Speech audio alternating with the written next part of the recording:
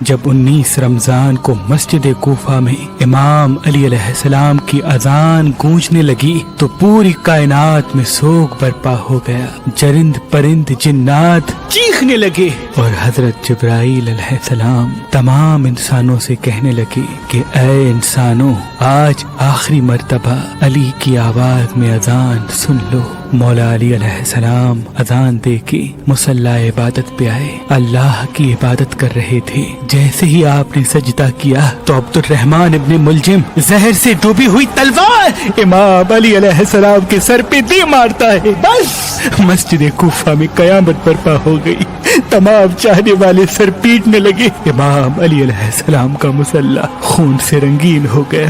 آپ کے سر کا خون آپ کے چہرے اور داڑھی پہ آ لگا. کچھ چاہنے والے اس ملعون کو ڈھونڈنے لگے جس نے مولا علی کو ضرب ماری تو کچھ مولا علی علیہ السلام کے سر کا خون صاف کرنے لگے. اتنی دیر میں امام علی علیہ السلام نے فرمایا، اے حسن، یہ نماز فجر کا وقت ہے، پہلے نماز مکمل کرواؤ، اس کے بعد مجھے دیکھنا. امام حسن علیہ السلام نے نماز پڑھائی اور مسجد میں موجود تمام مسلمانوں نے نماز پڑھی. جیسے ہی نماز ختم ہوئی تو عبد الرحمن ابن ملجم جس نے مولا علی علیہ السلام کے سر پہ وار کیا تھا اس کو پکڑ کے امام کی خدمت میں لایا گیا اور کچھ چاہنے والے شہد کا شربت بنا کے پاس لے کے آئے. جیسے ہی امام علی علیہ السلام نے اپنے قاتل کے چہرے پہ خوف دیکھا تو اپنے چاہنے والوں سے فرمانے لگے کہ اس شربت کی مجھے نہیں بلکہ میرے قاتل کو ضرورت ہے. یہ شربت اسے پلا دو اور دیکھو اس نے مجھ پہ ایک وار کیا ہے، اس پہ بھی ایک ہی وار کرنا،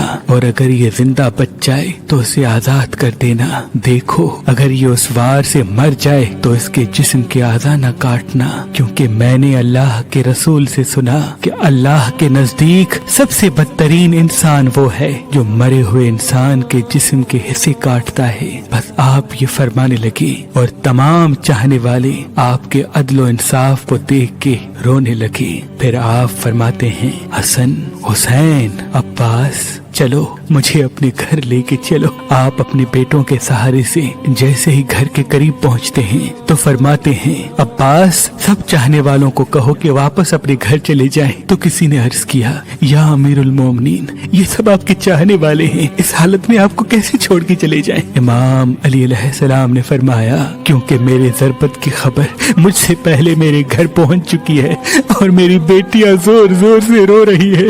میں نہیں چاہتا کہ میری بیٹیوں کا آواز میرے چاہنے والوں کے کانوں تک پہنچے. بس تمام چاہنے والے وہیں رک گئے اور امام علی علیہ السلام گھر تشریف لاتے ہیں. تمام بیبیاں روتی ہیں. امام علی علیہ السلام کو دیکھ کے فریاد بلند کرتی ہیں اور امام علی علیہ السلام سب کو دلاسا دیتے ہیں کہ مجھ سے میرے بھائی اللہ کے رسول حضرت محمد مصطفیٰ صلی اللہ علیہ وآلہ وسلم پہلے ہی فرما چکے تھے کہ اے علی، میری امت تجھے رمضان کے مہینے میں مسجد میں ضرب مارے گی اور تیرے سر کے خون سے تیری داڑھی سرخ ہو جائے گی. یہ وقت صبر کا ہے. آپ کو بستر پہ لٹایا گیا. تاریخ نے لکھا، جیسے ہی طبیب نے امام علی علیہ السلام کو دیکھا تو وہ چیخ کے رونے لگا اور فرمانے لگا کہ وہ ضرب زہر میں ڈوبی ہوئی تھی اور زہر مولا علی کے پورے جسم میں پھیل چکا ہے. جتنا ہو سکے آپ ان کو دودھ پلائے. بس جیسے ہی یہ خبر کوفے کی گلیوں تک پہنچی تو کوفے کے یتیم بچے اپنے اپنے حصے کا دودھ لیے امام علی علیہ السلام کے گھر پہ آتے ہیں اور بآواز بلند کہتے ہیں، یا حسن، یہ ہمارے حصے کا دودھ ہمارے مولا کو پلائیں. ہم ایک مرتبہ یتیم ہو چکے ہیں، دوسری مرتبہ یتیم نہیں ہونا چاہتے.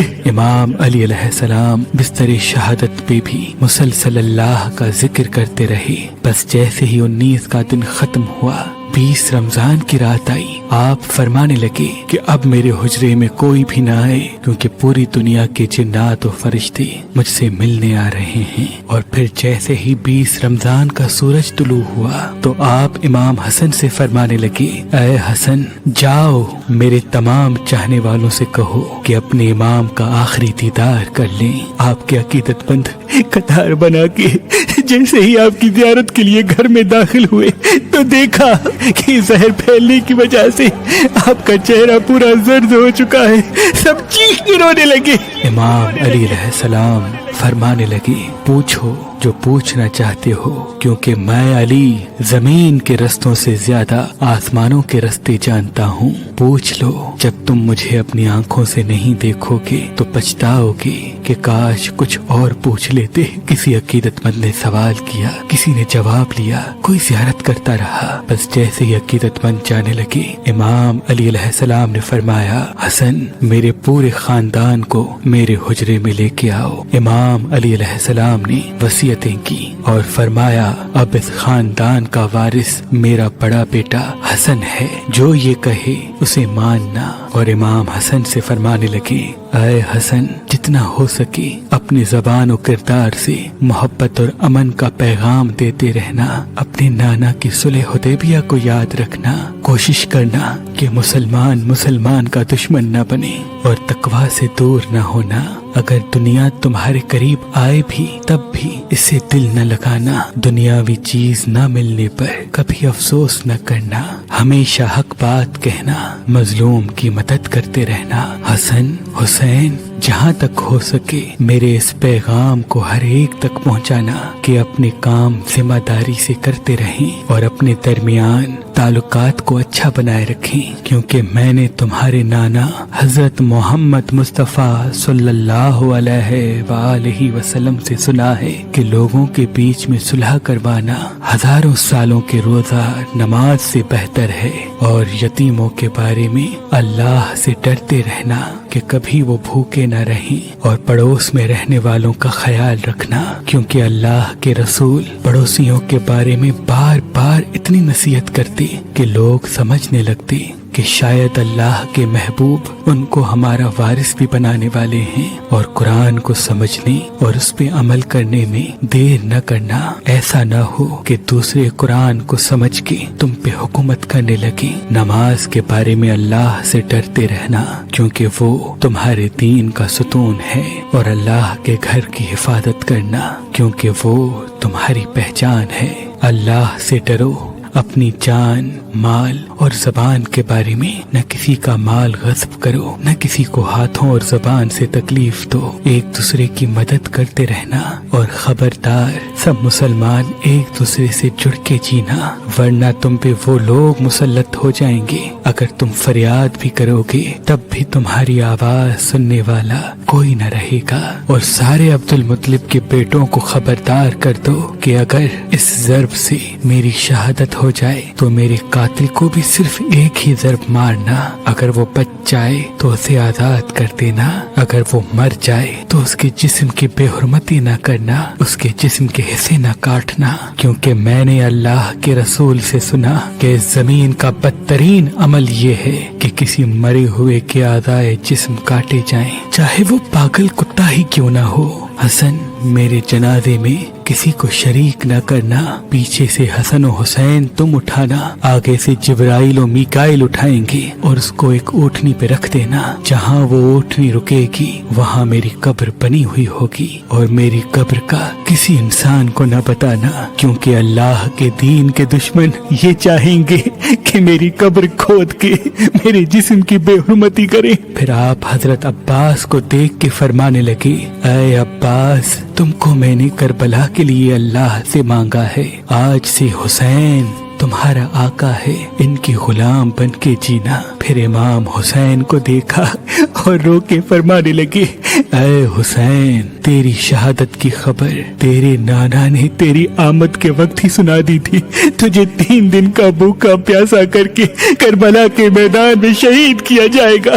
तेरे बच्चों को, साथियों को बेदर्दी से मारा जाएगा। हुसैन, तेरी शहादत के बाद मेरी बेटियों को, तेरी बहनों को रस्सियों में कैद करके इसी कूफा और शाम में फिराया जाएगा। हुसैन, अल्लाह के दीन के लिए सब्र करना, और जब वक्त आखिर आए तो अपनी बहनों और बेटियों से नसीहत करना कि इस्लाम के लिए सब्र करते रहें और कदम कदम पे ये गवाही देते रहें कि अल्लाह के सिवा कोई इबादत के लायक नहीं, और उनका नाना हजरत मोहम्मद मुस्तफ़ा सल्लल्लाहु अलैहि वसल्लम अल्लाह के रसूल हैं। बस इतनी देर में आप फरमाने लगे, सलाम या रसूल अल्लाह, سارا خاندان چیخ کے رونے لگا اور کہنے لگا اے ہمارے مولا، کیا ہمارے درمیان اللہ کے رسول موجود ہیں؟ امام علی علیہ السلام نے مسکرا کے فرمایا، ہاں، اللہ کے محبوب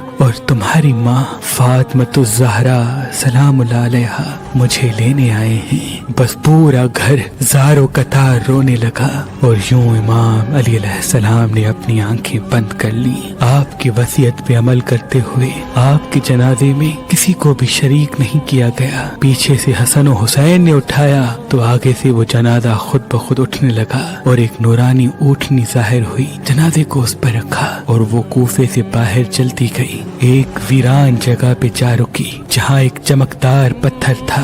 جیسے ہی امام حسن حسین نے اس پتھر کو ہٹایا تو اس پتھر کے نیچے ایک قبر بنی ہوئی تھی، اور اس پہ لکھا ہوا تھا کہ یہ قبر اللہ کے نبی نوح نجی اللہ نے بنائی ہے، اللہ کے ولی علی ابن ابی طالب علیہ السلام کے لیے۔ علی ابن ابی سلام ہو اللہ کے ولی امام علی علیہ السلام کی عظمت پر، سلام ہو شیر خدا نفس نبی